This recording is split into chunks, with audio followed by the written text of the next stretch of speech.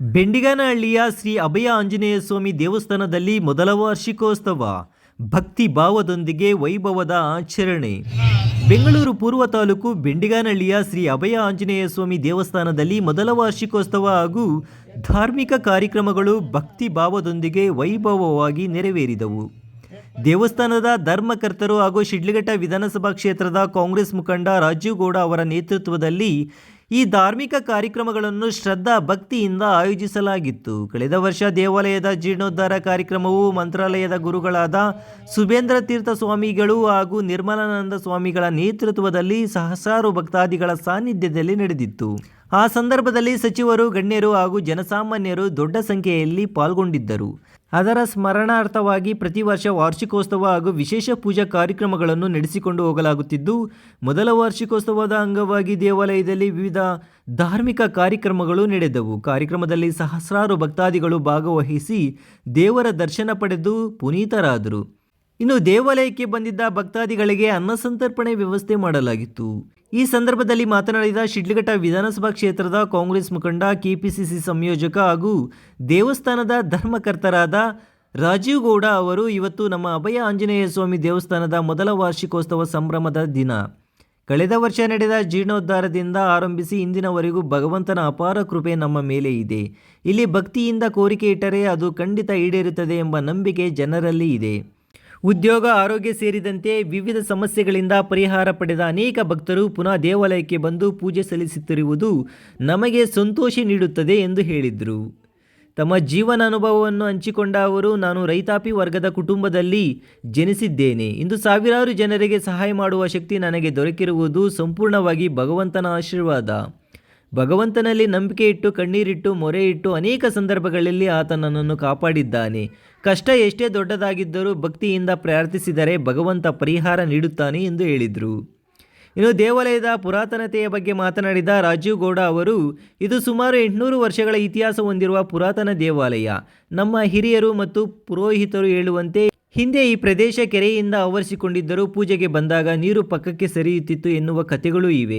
ಜೀರ್ಣೋದ್ಧಾರದ ವೇಳೆ ಸುಬೇಂದ್ರ ತೀರ್ಥರು ಕಳಶ ಸ್ಥಾಪನೆ ಮಾಡುತ್ತಿದ್ದ ಸಂದರ್ಭದಲ್ಲಿ ಆಂಜನೇಯ ಸ್ವಾಮಿಯ ಶಕ್ತಿಯನ್ನು ಅನುಭವಿಸಿದ ಘಟನೆಗಳು ನಡೆದಿವೆ ಎಂದು ತಿಳಿಸಿದರು. ಕಾರ್ಯಕ್ರಮದಲ್ಲಿ ಶಿಡ್ಲಘಟ್ಟ ವಿಧಾನಸಭಾ ಕ್ಷೇತ್ರದ ವಿವಿಧ ಭಾಗಗಳಿಂದ ಸಾವಿರಾರು ಭಕ್ತರು, ಮುಖಂಡರು, ಗಣ್ಯರು ಭಾಗವಹಿಸಿದ್ದರು.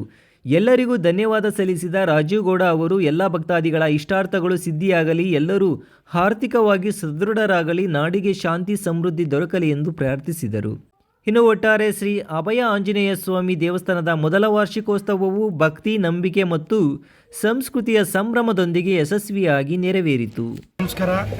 ಇವತ್ತು ನಮ್ಮ ಅಭಯಾಂಜನೇಯ ಸ್ವಾಮಿ ದೇವಸ್ಥಾನದ ಮೊದಲನೇ ವರ್ಷದ ವಾರ್ಷಿಕೋತ್ಸವ ಸಮಾರಂಭ ಬಹಳ ಅದ್ದೂರಿಯಾಗಿ ಆ ಭಗವಂತನ ಆಶೀರ್ವಾದದಿಂದ ನಿರ್ವಿಘ್ನವಾಗಿ ಎಲ್ಲ ಚೆನ್ನಾಗಿ ನಾವು ಏನು ಅಂದ್ಕೊಂಡಿದ್ವಿ ಅದಕ್ಕಿಂತ ಹೆಚ್ಚಿಗೆ ನಡೀತು. ಭಾಳ ಸಂತೋಷ ಆಗ್ತಾಯಿದೆ. ಇವತ್ತು ಆ ಭಗವಂತನ ಒಂದು ಸೇವೆಯಲ್ಲಿ ಯಾರೆಲ್ಲ ಭಕ್ತಾದಿಗಳು ಭಾಗಿಯಾಗಿದ್ದರು ಅವ್ರಿಗೆಲ್ರಿಗೂ ಕೂಡ ಆ ಭಗವಂತ ಅವರೆಲ್ಲ ಇಷ್ಟಾರ್ಥಗಳನ್ನು ಸಿದ್ಧಿಸಲಿ. ಇಲ್ಲಿ ನಮ್ಮ ವರ್ಷ ಪ್ರತೀತಿಯಂತೆ ನಾವಿನ್ನು ವರ್ಷವೂ ವಾರ್ಷಿಕೋತ್ಸವನ ಏನು ನಡೆಸಿದ್ದೀವಿ ಅದರ ಮತ್ತಷ್ಟು ಹೆಚ್ಚಿನ ರೀತಿಯಲ್ಲಿ ನಡೆಸ್ಕೊಂಡು ಹೋಗುವಂಥ ಶಕ್ತಿ ಆ ಭಗವಂತ ಕೊಡಲಿ. ಇಲ್ಲಿರುವಂಥ ನಮ್ಮ ಅಭಯಾಂಜನೇಯ ಸ್ವಾಮಿ ಭಕ್ತ ಮಂಡಳಿಯಲ್ಲಿ ಯಾರೆಲ್ಲ ಆ ಭಗವಂತನ ಸೇವೆ ಮಾಡ್ತಿದ್ದಾರೆ ಅವ್ರಿಗೆ ಅಷ್ಟೈಶ್ವರ್ಯಗಳನ್ನ ಕೊಟ್ಟು ಆ ಭಗವಂತ ಕಾಪಾಡಲಿ. ಇವತ್ತು ವಿಶೇಷವಾಗಿ ನಮ್ಮ ಶಿಡ್ಲಘಟ್ಟ ವಿಧಾನಸಭಾ ಕ್ಷೇತ್ರದಾದ್ಯಂತ ಸುಮಾರು ಸಾವಿರಾರು ಸಂಖ್ಯೆಯಲ್ಲಿ ಎಲ್ಲ ನಮ್ಮ ಮುಖಂಡರುಗಳು, ಆ ಭಗವಂತನ ಭಕ್ತಾದಿಗಳು ಆ ಭಗವಂತನ ಸೇವೆ ಸಲ್ಲಿಸಿ ಏನು ಅವ್ರ ಕೋರಿಕೆಗಳನ್ನೆಲ್ಲ ಇಟ್ಕೊಂಡಿದ್ದಾರೆ ಆ ಕೋರಿಕೆಗಳನ್ನೆಲ್ಲ ಈಡೇರಿಸುವಂತೆ ತಂದೆ ಭಗವಂತ ಅಭಯಾಂಜನೇಯ ಸ್ವಾಮಿ ಮಾಡಲಿ ಅಂತ ಕೇಳ್ಕೊಳ್ತಾ, ಇಲ್ಲಿ ಕಳೆದ ಬಾರಿ ಅಂದರೆ ಒಂದು ವರ್ಷದ ಹಿಂದೆ ನಮ್ಮ ಈ ದೇವಸ್ಥಾನದ ಜೀರ್ಣೋದ್ಧಾರ ಸಂದರ್ಭದಲ್ಲಿ ನಮ್ಮ ಮಂತ್ರಾಲಯ ಗುರುಗಳಾದ ಸುಬೇಂದ್ರ ತೀರ್ಥರು, ನಿರ್ಮಲಾನಂದ ಸ್ವಾಮೀಜಿಗಳು ಅವರ ಆಶೀರ್ವಾದದಿಂದ ಅವರ ಒಂದು ಘನ ಉಪಸ್ಥಿತಿಯಲ್ಲಿ ಈ ಒಂದು ಜೀರ್ಣೋದ್ಧಾರ ಕಾರ್ಯಕ್ರಮ ನಡೆಯಿತು. ಅವತ್ತು ಜೀರ್ಣೋದ್ಧಾರ ಕಾರ್ಯಕ್ರಮದ ಸಂದರ್ಭದಲ್ಲಿ ನಮ್ಮ ಮಂತ್ರಾಲಯ ಗುರುಗಳು ಸುಬೇಂದ್ರ ತೀರ್ಥರು ಕಳಶ ಸ್ಥಾಪನೆ ಮಾಡ್ತಿರೋಂಥ ಸಂದರ್ಭದಲ್ಲಿ, ಕಳಶಕ್ಕೆ ಪ್ರೋಕ್ಷಣೆ ಮಾಡ್ತಿರೋಂಥ ಸಂದರ್ಭದಲ್ಲಿ ಸುಂಟ್ರಗಾಳಿಯ ಋತುವಿನಲ್ಲಿ ಆ ಭಗವಂತ ಬಂದು ಈ ದೇವಸ್ಥಾನಕ್ಕೆ ಒಂದು ಸೇರಿದ್ರು ಅನ್ನೋ ಮಾತನ್ನು ನಮ್ಮ ಸುಬೇಂದ್ರ ತೀರ್ಥರು ಅವತ್ತು ಹೇಳ್ತಿದ್ರು. ನಾವು ಯಾವತ್ತೂ ನಮ್ಮ ಇತಿಹಾಸದಲ್ಲಿ ನಮ್ಮ ಜೀವನ ಇದರಲ್ಲೇ ನೋಡಲೇ ಇಲ್ಲ ಆ ಥರ ಸುಂಟ್ರಗಾಳಿ. ಒಂದು ನಿಮಿಷದಲ್ಲಿ ಬಂದು ಆ ಭಗವಂತ ಇಲ್ಲಿ ಸೇರಿ ಮತ್ತೆ ಮಾಯ ಆದ್ರೇನೋ ಅನ್ನೋ ರೀತಿಯಲ್ಲಿ ಒಂಥರ ನಮ್ಗೆ ಕೇಳೋದಕ್ಕೇನೆ ಒಂಥರ ಇವಾಗಲೂ ಕೇಳಿದ್ರೆ ಮೈಯೆಲ್ಲ ಒಂಥರ ಏನೋ ಒಂಥರ ಇದಾಗುತ್ತೆ, ಉತ್ಸಾಹ ಆಗುತ್ತೆ. ಆ ರೀತಿ ಆಯ್ತು ಅವತ್ತು. ಇಲ್ಲಿ ಬರೋಂಥ ಭಕ್ತಾದಿಗಳೆಲ್ಲನೂ ಕೂಡ ಒಂದು ವರ್ಷದಿಂದ ಯಾರೆಲ್ಲ ಬರ್ತಿದ್ದಾರೆ ಅವರು ಹೇಳ್ತಾರೆ, ಈ ರೀತಿ ಭಗವಂತ ಹತ್ರ ಬಂದು ಶನಿವಾರ ವಿಶೇಷವಾದ ಪೂಜಾ ಕಾರ್ಯಕ್ರಮಗಳು ನಡೆಯುತ್ತೆ. ಅವತ್ತು ಸುಮಾರು 1000 ಸಂಖ್ಯೆಯಲ್ಲಿ ಅವತ್ತು ಕೂಡ ಸೇರ್ತಾರೆ. ಅವತ್ತು ಯಾರೇ ಒಂದು ಕೋರಿಕೆ ಇದ್ರೂ ಬಂದು ಭಗವಂತನಲ್ಲಿ ಒಂದು ಕೋರಿಕೆ ಇಟ್ಟು ಹೋಗ್ತಾರೆ. ಮತ್ತು ಮುಂದಿನ ಶನಿವಾರ ಬರ್ತಾರೆ, ಕೇಳಿಬಿಟ್ಟು ಅವರೇ ಬಂದು ಪ್ರಸಾದ ಮಾಡಿಸೋದು, ಅಭಿಷೇಕ ಮಾಡಿಸೋದು, ಏನೋ ಒಂದು ಅವ್ರಿಗೆ ಏನು ಕೋರಿಕೆ ಇಟ್ಕೊಂಡಿರ್ತಾರೋ ಆ ಒಂದು ಹರಕೆ ಇಟ್ಕೊಂಡ್ರೆ ಹರಕೆಯನ್ನು ತೀರಿಸೋಂಥ ಕೆಲಸ ಮಾಡ್ತಾರೆ. ನಾವು ಭಕ್ತಾದಿಗಳನ್ನ ಕೇಳಿದಾಗ ಯಾಕೆ ಇದು ಮಾಡ್ತಾಯಿದ್ದೀರಾ, ಏನಾಯಿತು ಅಂತ ಕೇಳಿದಾಗ, ಇಲ್ಲ ನಮ್ದು ಯಾವುದೋ ಒಂದು ಉದ್ಯೋಗ ಕೇಳಿದ್ವಿ, ನಮ್ಮದು ಒಂದು ಬಿಸ್ನೆಸ್ ಕೇಳಿದ್ವಿ, ನಮ್ಮದು ಆರೋಗ್ಯದ ಒಂದು ವಿಚಾರದಲ್ಲಿ ಭಗವಂತನಲ್ಲಿ ಕೋರಿಕೆ ಇಟ್ಕೊಂಡಿದ್ವಿ, ನಮಗೆ ಅದು ಈಡೇರ್ತು, ಹಂಗಾಗಿ ಒಂದು ಹರಕೆ ಇಟ್ಕೊಂಡಿದ್ವಿ, ಹರಕೆಯನ್ನು ತೀರಿಸ್ತಾ ಇದ್ದೀವಿ ಅನ್ನೋದು ಹೇಳ್ತಾರೆ. ನಾವು ತುಂಬ ಸಂತೋಷ ಆಗುತ್ತೆ. ವಿಶೇಷವಾಗಿ ನಾನು ಅವರ ಭಕ್ತನಾಗಿ ನಾನು ಇದೇ ಊರಲ್ಲಿ ಹುಟ್ಟಿ ಒಂದು 1000 ಜನಕ್ಕೆ ಒಂದು ಸೇವೆ ಮಾಡೋ ಭಾಗ್ಯ ಕೊಟ್ಟಿದ್ದಾರೆ ಅಂತಂದರೆ ಎಲ್ಲ ದೇವರ ಭಗವಂತನ ಆಶೀರ್ವಾದ ಅಂತ ಹೇಳೋಕ್ಕೆ ಇಷ್ಟಪಡ್ತೀನಿ. ಆ ಭಗವಂತ ಇಲ್ಲ ಅಂತಂದರೆ ನಾನೇನೂ ಅಲ್ಲ. ನಾವು ಒಂದು ರೈತಾಪಿ ವರ್ಗದ ಕುಟುಂಬ. ನಾವು ಒಂದು ಕೂಡ ಸಣ್ಣದಾಗಿ ಇರೋಂಥ ಒಂದು ಕುಟುಂಬ.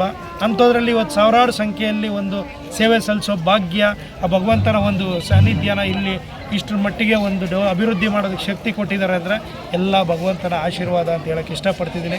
ಖಂಡಿತವಾಗಲೂ ಕಷ್ಟದಿಂದ ಭಕ್ತಿಯಿಂದ ಅಪ್ಪನ ಹತ್ರ ಬಂದು ನೊಂದು, ತಂದೆ ನೀನು ಇದೆಯಪ್ಪ, ನೀನೇ ಕಾಪಾಡಬೇಕು ಅಂತ ಭಕ್ತಿಯಿಂದ ಕೇಳ್ಕೊಂಡಿದ್ದೆ ಆದರೆ ಅವ್ರು ಖಂಡಿತ ಸಹಾಯ ಮಾಡೇ ಮಾಡ್ತಾರೆ. ಆ ಭಗವಂತ ಅವ್ರ ಇಷ್ಟಾರ್ಥಗಳನ್ನ ಸಿದ್ಧಿಸ್ತಾರೆ ಅನ್ನೋ ಮಾತನ್ನು ಈ ಒಂದು ಸಂದರ್ಭದಲ್ಲಿ ಹೇಳೋಕ್ಕೆ ಇಷ್ಟಪಡ್ತೀನಿ. ಇವತ್ತು ಯಾರೆಲ್ಲ ಕಾರ್ಯಕ್ರಮಕ್ಕೆ ಬಂದಿದ್ದರು, ಇವತ್ತು ಆ ಭಕ್ತಿಯ ಒಂದು ಪೂಜಾ ಕಾರ್ಯಕ್ರಮ ಭಾಗಿಯಾದ ಅವ್ರಿಗೆಲ್ರಿಗೂ ಕೂಡ ತುಂಬ ಹೃದಯದ ಧನ್ಯವಾದಗಳನ್ನ ಹೇಳೋಕ್ಕೆ ಇಷ್ಟಪಡ್ತೀನಿ. ಎಲ್ರಿಗೂ ಒಳ್ಳೆಯದಾಗಲಿ. ನಮಸ್ಕಾರ. ಗ್ರೇಟ್ ಇಂಡಿಯಾ ಎಲೆಕ್ಟ್ರಾನಿಕ್ಸ್ ವತಿಯಿಂದ ನಮ್ಮ ಎಲ್ಲಾ ಗ್ರಾಹಕರಿಗೆ ಶುಭಾಶಯಗಳು. ನಮ್ಮಲ್ಲಿ ಎಲ್ಲಾ ಬಗೆಯ ಎಲೆಕ್ಟ್ರಾನಿಕ್ಸ್ ಮತ್ತು ಗೃಹ ಬಳಕೆಯ ವಸ್ತುಗಳ ಮೇಲೆ ಆಕರ್ಷಕ ಫಿನಾನ್ಸ್ ಸೌಲಭ್ಯದೊಂದಿಗೆ ಭಾರಿ ಡಿಸ್ಕೌಂಟ್ ನೀಡಲಾಗುತ್ತಿದೆ. ನಿಮ್ಮ ಮನೆಯನ್ನು ಮತ್ತಷ್ಟು ಸುಂದರಗೊಳಿಸಲು ನಗರದಲ್ಲಿ ನಂಬರ್ 1 ಶೋರೂಮ್ ಆದ ಗ್ರೇಟ್ ಇಂಡಿಯಾ ಎಲೆಕ್ಟ್ರಾನಿಕ್ಸ್ಗೆ ಇಂದೇ ಭೇಟಿ ಕೊಡಿ. ಗುಣಮಟ್ಟದ ವಸ್ತುಗಳು, ಉತ್ತಮ ಸೇವೆ, ರಿಯಾಯಿತಿ ದರಗಳು. ಇಂದೇ ಭೇಟಿ ಕೊಡಿ ಗ್ರೇಟ್ ಇಂಡಿಯಾ ಎಲೆಕ್ಟ್ರಾನಿಕ್ಸ್, ಅಮೀರ್ ಬಾಬಾ ದರ್ಗಾ ಹತ್ತಿರ, ದಿಬ್ಬೂರ್ಹಳ್ಳಿ ರಸ್ತೆ, ಸಿಡ್ಲಘಟ್ಟ. ಕರೆ ಮಾಡಿ 8861033315. ಗ್ರ್ಯಾಂಡಾಗಿ ಮಾಡೋಣ ಅಂತಿದ್ವಿ. ಈ ಸಾರಿ ಕೂಡ ಸೆಷನ್ ಇತ್ತು, ಇಲ್ಲಾಂದರೆ ಸುಮಾರು ಒಂದು 10 ಜನ ಮಿನಿಸ್ಟ್ರುಗಳು ಕರೆದು ಮತ್ತು ಗುರುಗಳನ್ನೂ ಕರೆದು ಚೆನ್ನಾಗಿ ಗ್ರ್ಯಾಂಡಾಗಿ ಮಾಡೋಣ ಅಂತಿದ್ವಿ. ಅದನ್ನು ಮುಂದಿನ ವರ್ಷಕ್ಕೆ ನಾವು ತುಂಬ ಗ್ರ್ಯಾಂಡಾಗಿ ಪ್ಲ್ಯಾನ್ ಮಾಡೋಣ ಅಂತಿದ್ದೀವಿ. ಎವ್ರಿ 2 ಇಯರ್ಸ್ಗೆ ಒಂದು ತುಂಬ ಗ್ರ್ಯಾಂಡಾಗಿ ಪ್ಲ್ಯಾನ್ ಮಾಡ್ತೀವಿ. 3 ವರ್ಷಗಳ ಹಿಂದಿನ ಪುರಾತನ ದೇವಸ್ಥಾನ ಇದು. ಈ ದೇವಸ್ಥಾನದ ಇತಿಹಾಸ ನಮ್ಮ ಹಿರಿಯರು ಮತ್ತು ಇಲ್ಲಿರುವಂಥ ನಮ್ಮ ಅರ್ಚಕರು, ಹಿಂದೆ ಯಾರು ಪೂರ್ವಹಿತರು ಪೂಜೆ ಮಾಡ್ತಿದ್ರು ಅವರೆಲ್ಲ ಈ ದೇವಸ್ಥಾನದ ಬಗ್ಗೆ ಇತಿಹಾಸ ಹೇಳ್ತಾರೆ. ಸುಮಾರು 800 ವರ್ಷಗಳ ಹಿಂದೆ ಪ್ರತಿಷ್ಠಾಪನೆ ಮಾಡಿರೋಂಥ ದೇವಸ್ಥಾನದಲ್ಲಿ ಇದು ಒಂದು ಹಳೆ ಊರು ಅಂತಾರೆ. ಇದಕ್ಕೆ ಇವಾಗಲೂ ಕೂಡ ಹೇಳೋದು ಹಳೆ ಊರು ಅಂತಾನೆ. ಹಿಂದೆ ಒಂದು ಸುಮಾರು ವರ್ಷಗಳ ಹಿಂದೆ ಇಲ್ಲಿ ಕೆರೆ, ಇದು ದಕ್ಷಿಣ ಪಿನಾಕಿನಿ ನದಿ, ಹೊಸಕೋಟೆ ಕೆರೆ ಅಂತಲೂ ಅಂತಾರೆ. ತುಂಬ ಮಳೆ ಜೋರಾದಾಗ ಕೆರೆ ಪೂರ್ತಿ ತುಂಬಿಡುತ್ತೆ. ಅವತ್ತು ದೇವಸ್ಥಾನ ಪೂರ್ತಿ, ಇಲ್ಲಿದ್ದಂಥ ಮನೆಗಳು ಎಲ್ಲ ಕೂಡ ಪೂರ್ತಿ ತುಂಬಿಬಿಟ್ಟು ಇಲ್ಲಿದ್ದಂಥ ಮನೆಗಳನ್ನ ಮುಂದಕ್ಕೆ ಶಿಫ್ಟ್ ಮಾಡ್ಕೋತಾರೆ. ಆ ಕಡೆ ಆಗಿರೋಂಥದ್ದು ಈಗ ಹೊಸ ಊರು, ಇದೆಲ್ಲ ಹಳೆ ಊರು. ಹಾಗಾಗಿ ಇಲ್ಲಿ ಮನೆಗಳು ಕೂಡ ಯಾವಾಗೇನು ಇರಲಿಲ್ಲ ಅನ್ನೋ ಮಾತನ್ನು ಹೇಳ್ತಾರೆ. ಅಂಥ ಸಂದರ್ಭದಲ್ಲಿ ಇಲ್ಲಿ ದೇವಸ್ಥಾನಕ್ಕೆ ಪೂಜೆ ಮಾಡಬೇಕಾದ್ರೆ ಹೆಂಗಪ್ಪ ಬರಬೇಕು ಅಂತಂದಾಗ, ಆ ಪುರೋಹಿತರು ಬರಬೇಕಾದ್ರೆ ಪೂಜೆ ಮಾಡೋದಕ್ಕೆ ಇಲ್ಲಿ ನೀರು ಪಕ್ಕಕ್ಕೆ ಹೋಗ್ತಾ ಇರ್ತದೆ ಅನ್ನೋ ಮಾತು ಹೇಳ್ತಾರೆ. ಹಂಗಾಗಿ ಭಗವಂತನಲ್ಲಿ ಒಂದು ಪವಾಡ ಇದೆ. ಅಲ್ಲಿ ಏನೇ ಭಕ್ತಿಯಿಂದ ಕೇಳ್ಕೊಂಡಿದ್ದೆ ಆದರೆ ಖಂಡಿತ ಒಳ್ಳೇದಾಗತ್ತೆ ಅನ್ನೋ ಮಾತನ್ನು ನಮ್ಮ ಪೂರ್ವಜರು ಮತ್ತು ಹಿರಿಯರೆಲ್ಲ ಹೇಳ್ತಾರೆ. ಖಂಡಿತ ಒಳ್ಳೇದಾಗತ್ತೆ. ನನಗೆ ಒಳ್ಳೇದಾಗಿದೆ. ಆ ಭಕ್ತರು, ಆ ಭಗವಂತ ನಮ್ಮದಂಥ ಭಕ್ತರಿಗೆ ಎಲ್ರಿಗೂ ಒಳ್ಳೇದಾಗುತ್ತೆ ಅನ್ನೋ ಮಾತನ್ನು ಹೇಳ್ತಾರೆ.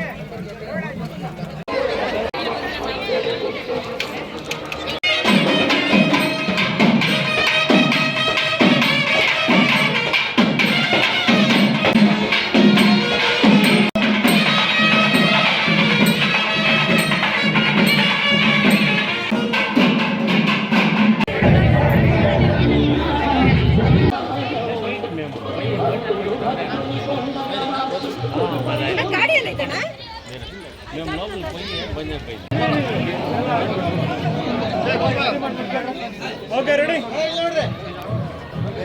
ರೆಡಿ ಮುಂದೆ ನೋಡಿ ಅಲ್ಲ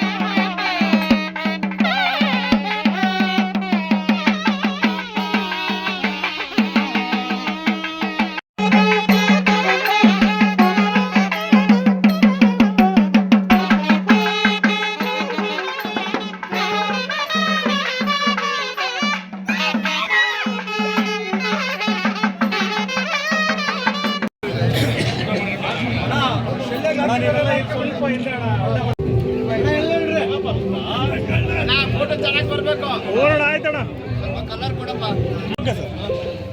ಸರ್ ಎಲ್ಲ ಮುಂದೆ ನೋಡಿ ಸರ್ ಹಾಗೆ ರೀ